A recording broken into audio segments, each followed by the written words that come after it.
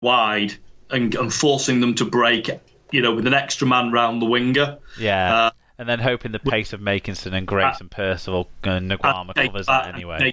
They're going to try and catch it. Yeah. So we very, very rarely now get caught on an inside ball. We seem to have got that man on the inside. I really hope that you're setting yourselves up. I hope you're doing a curse on this. And there's going to be a little drop off. I can picture it now.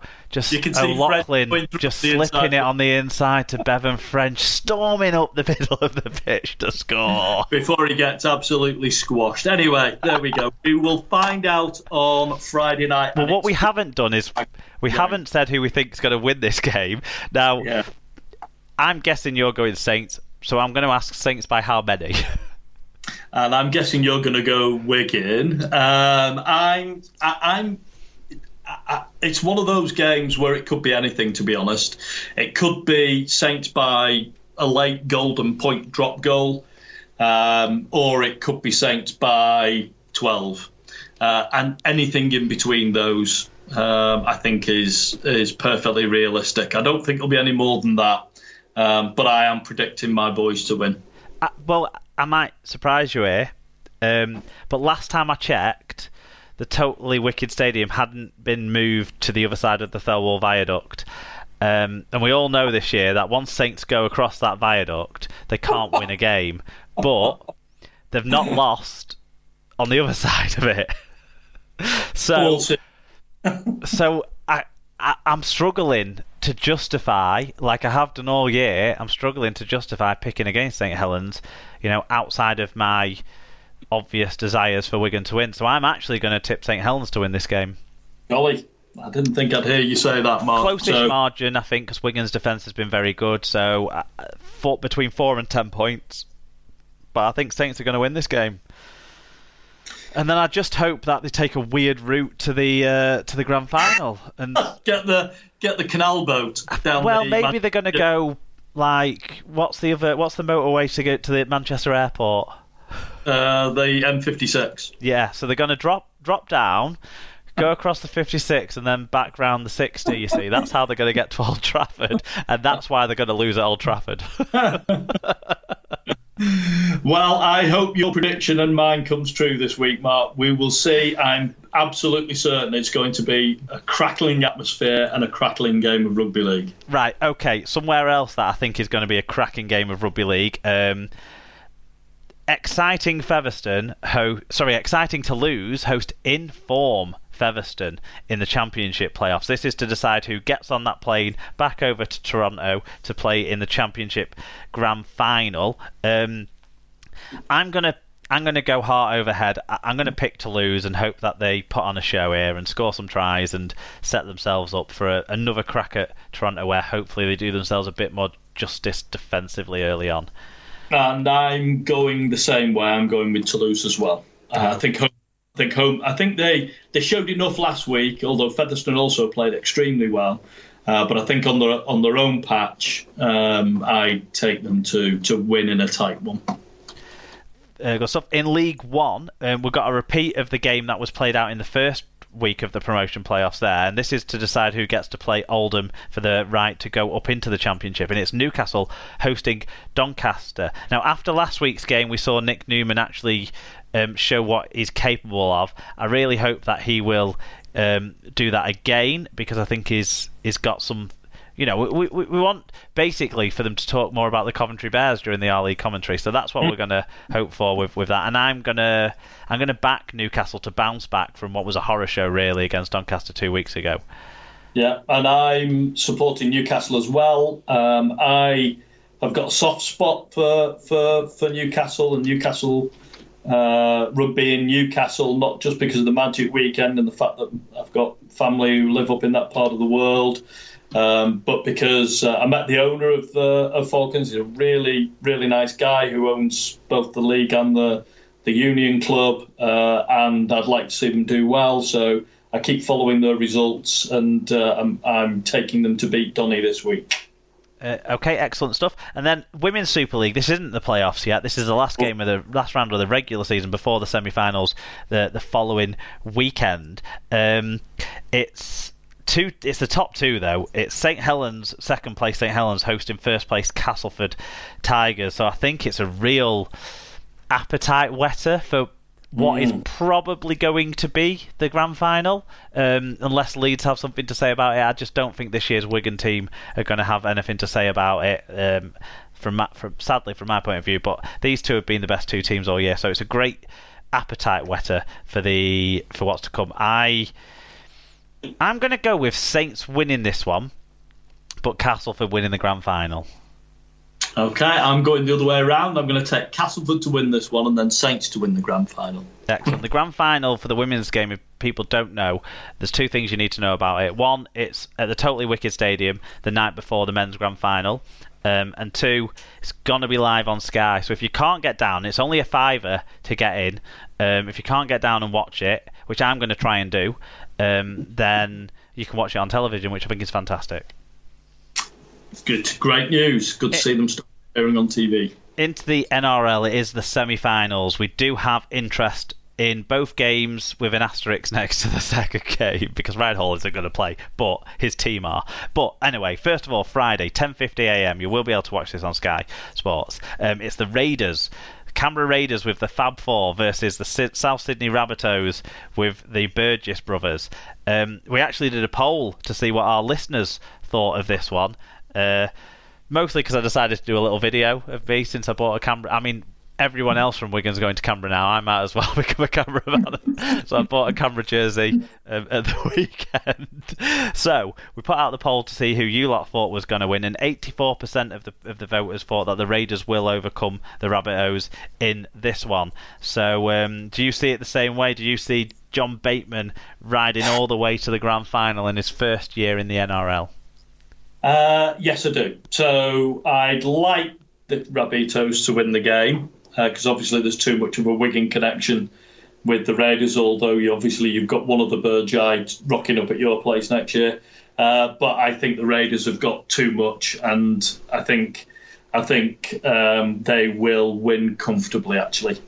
I put these rivalries aside for these overseas occasions, and the way I would look at it instead is there's potentially 4 of our boys playing for the Raiders and potentially 3 of our boys playing for the Rabbits. So I'm going to go with the 4 rather than the 3. I'm going to go with Wigan's past rather than Wigan's future. I'm going to go with the Raiders.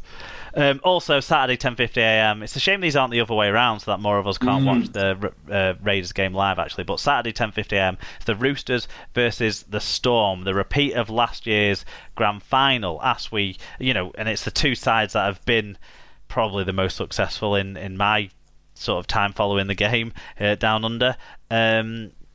Stars on show throughout. I don't know. I really don't know on this one. It's a coin toss game. I flipped a coin in my head and I've said it's going to be the Roosters. And I'm going the Storm, but again, it's just a coin toss, really. I would really hope whoever wins the Friday game will win the grand final because that'll mean one of some British players lifting that trophy. Absolutely, I agree with that. Okay, make sure any of those games that you check out, you do get your views in on the Google form for next week's games, for next week's show. If there's any other games, because there's plenty going on in the community game as those seasons reach their crescendo as well. If there's any other games you get to over the weekend, send us your views in on those as well. Tell us the scores, tell us a bit about what you've seen, and we'll talk about that as well.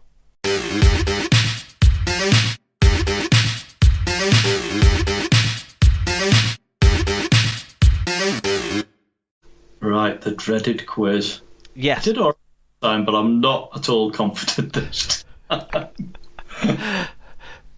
So, as is tradition on the Super League Pod, we're going to wrap up the show with a little bit of a quiz. Now, the Man of Steel nominations were announced this week, and so what else should we do the quiz about but the Man of Steel nominations or the Man of Steel award? So, I've got 3 questions for you. I'm not sure if they increase in difficulty or not this week. I've tried to make the last one the most difficult, but it's also the most Saints orientated. So, it's specifically about St Helens, whereas one of the other ones could be about St Helens. So let's get into these questions and see how well you do, David, and listeners play along at home and see if you beat David. So, question 1: Which of this year's Man of Steel nominees scored the most tries in the Super League regular season with 18? That would be Lachlan Coote. No, it was Blake Austin. Oh, was it? It was Blake Damn. Austin. That's one down already. I think Coote scored 16. I'm not sure. Yeah, I know Williams he was scored 14. Watts maybe 3 or 4. 5 or 6. Yeah, Hastings 12 or 13. I don't know. Anyway, it was Blake Austin. Question 2: In what year did Man of Steel nominee George Williams win the Young Player of the Year? Oh, flipping heck.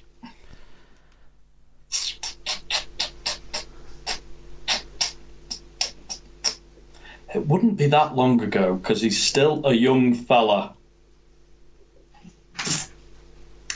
I'm going to say 2016.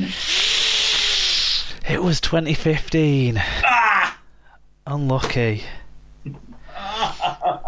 Showing my complete lack of knowledge, but I wasn't far off. No, you weren't. You were thinking the right area. And to be honest, in our hearts and minds.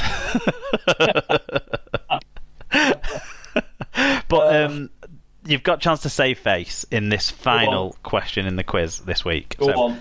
Before Ben Barber in 2018, who was the last St Helens player to win the Man of Steel award? And you get a bonus if you can name the year.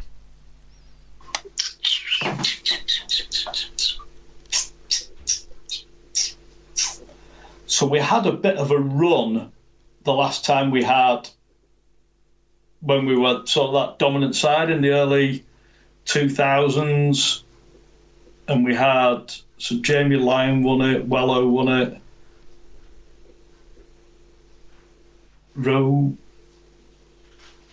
Roby did eventually win it. Roby was, so Wello won it in 06. That was the big year. Yeah, what a side that was. Could have gone to any Saints player that year, really. And no one else.